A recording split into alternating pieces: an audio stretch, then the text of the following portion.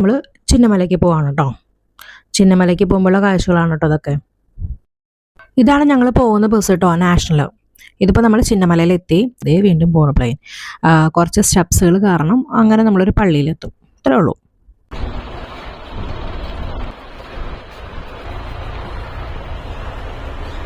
കയറി ചെല്ലുമ്പോൾ തന്നെ പള്ളിയുടെ പിന്നെയുള്ള മേഘം കണ്ടോ, മേഘക്കൂട്ടം. ഇത് രസ പഞ്ഞിക്കെട്ട് പോലെ ഇരിക്കുന്നു.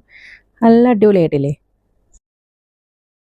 ഇവിടെയാണ് സെൻറ് തോമസിന് കുത്ത് കിട്ടിയ സ്ഥലം. അതായത് സെൻറ് തോമസ് ഒരു ഗുഹയിൽ പ്രാർത്ഥിക്കുമ്പോൾ പിന്നിൽ നിന്ന് ഒരാൾ വന്ന് കുന്തം കൊണ്ട് കുത്തിയ സ്ഥലമുള്ള പള്ളിയാണത്. അപ്പോൾ പള്ളി സൈഡിലുണ്ട്, ഗുഹ വേറെ സൈഡിൽ അവർ പ്രൊട്ടക്ട് ചെയ്ത് വെച്ചിരിക്കുകയാണ് കേട്ടോ. നമുക്കപ്പോൾ ഗുഹ കാണാം ആദ്യം.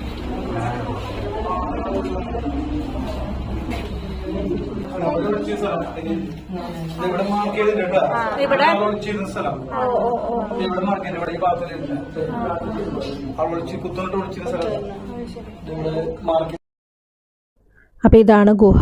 സെൻറ് തോമസ് ലേഹയ്ക്ക് കുത്ത് കിട്ടിയത് ഗുഹയാണിത്.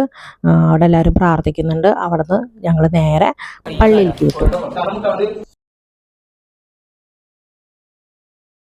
അവിടെ ഫോറിനേഴ്സിൻ്റെ എന്തോ പരിപാടിയൊക്കെ നടക്കുന്നുണ്ടായിരുന്നു കേട്ടോ. അവിടെ ഫോട്ടോ എടുപ്പും കാര്യങ്ങളൊക്കെ നടക്കുന്നുണ്ടായിരുന്നു. അതിനുശേഷം അവിടെ ഹോളി കമ്മ്യൂണിയൻ ആയിരുന്നു.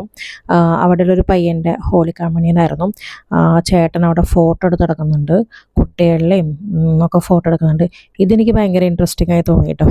ആളാരെയും ശല്യമില്ലാണ്ട് കിടന്ന് ഉറങ്ങുന്നുണ്ട് സുഖമായിട്ട്. പിന്നെ ഈ പള്ളി ചെല്ലുമ്പോഴേ ഭയങ്കര മുല്ലപ്പൂവിനുമാണ്. എന്ന് വെച്ചാൽ തമിഴ്നാട്ടിലെ പെണ്ണുങ്ങളെല്ലാവരും മുല്ലപ്പൂ വെക്കുന്നുണ്ടാണെന്ന് അറിയത്തില്ല. പള്ളി ചെന്നിട്ടുണ്ടെങ്കിൽ മുല്ലപ്പൂവിൻ്റെ ഭയങ്കര സ്മെല്ലാണ്. അത് മിക്ക പള്ളിയിലും പോയപ്പോഴും ഞാൻ ശ്രദ്ധിച്ചു കേട്ടോ.